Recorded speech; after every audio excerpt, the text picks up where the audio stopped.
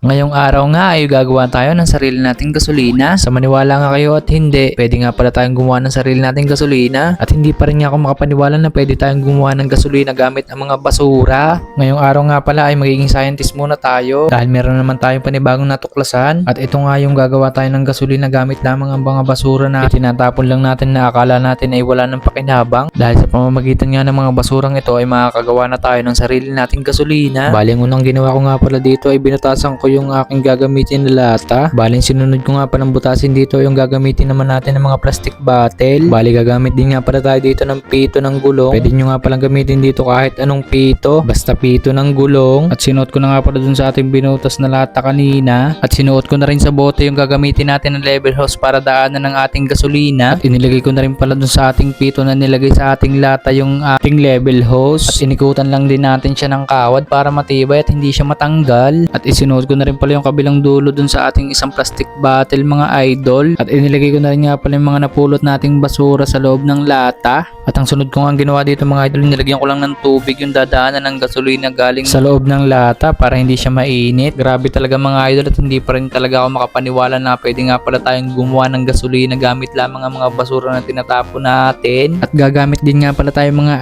idol ng kalan use oil para paglutuan ng ating lata na may lamang basura mga idol. Ayan na nga mga idol, nakasalang na yung ating gagawing gasolina gamit lamang ang mga basura mga idol. Grabe talaga mga idol, dahil ilang minuto lang ang nakalipas nagmo-moist na agad yung ating level hose. At ang tawag nga pala nila dito mga idol is pyrolysis reactor mga idol. At dahil nga sa imbensyon na ito mga idol, makakatipid na tayo sa gasolina, hindi na tayo bibili. Dahil nga pwede na tayong gumawa ng sarili nating gasolina gamit lamang ang mga basura mga idol. At nakita ko nga agad mga idol na meron ng tumutulo kahit konti mga idol. Ibig sabihin ay totoo nga yung sinasabi nila na pwede nga tayong gumawa ng gasolina gamit lamang ang mga basura. At dito nga mga idol, sa ilang minuto nating paghihintay ay nakaipon agad tayo ng ganito kadami mga idol. Hindi ko talaga lubos akalain na totoo nga pala yung napapanood ko. Maliit nga lang pala yung ginamit nating lata dito dahil yung mga napapanood ko ay mga drum na ang gamit nila. Kaya siguro marami silang nagagawang gasolina. Grabe talaga guys, hindi pa rin talaga ako makapaniwala hanggang sa ngayon mga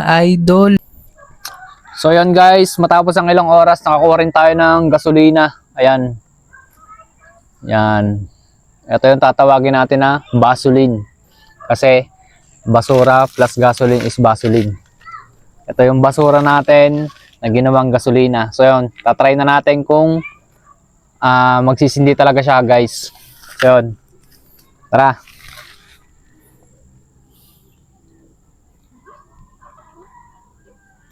Oh, mukhang sisindi nga kasi yung texture niya, no? So yun guys, try na natin. Oh, di ba? Guys, oh, sumindi. Oh, di ba? Gasolina yan, guys. Ito yung ating basolene. Gasolina na gawa sa basura. Yan, kita nyo naman, naging sumilab siya, oh. So yun, abangan nyo yung part 2.